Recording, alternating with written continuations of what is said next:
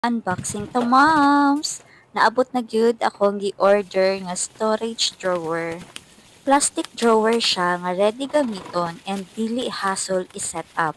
So kung mag-check out mo na ay 3 ka drawers, 4 ka drawers, o 5 ka drawers ang pwede ninyo orderon.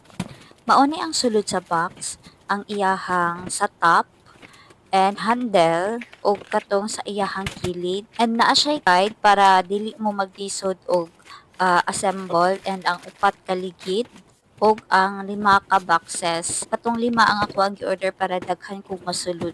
Anyway, sa kusina nako ni siya mismo ibutang, and katong iyahang mga patunganan sa mga boxes. No! O diba, nag-Iloganay pa mi ani. Lahi ra gyud ning naa kay toddler no nga kung unsa mong buhaton maupod ang iyahang buhaton. So habang nag-assemble ko ay siya pod mag-assemble po na siya iyaha.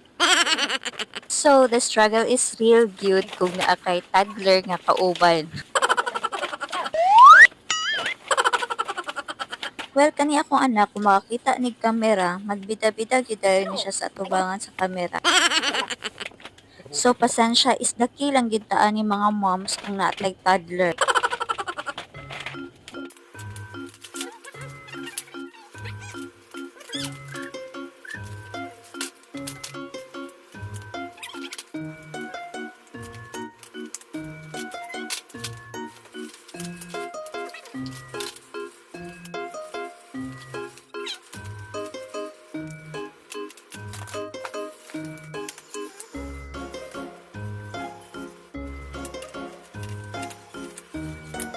So diri at iabot ni siya ang kani guide. Nakalimot ko nga naaman lang di siya guide.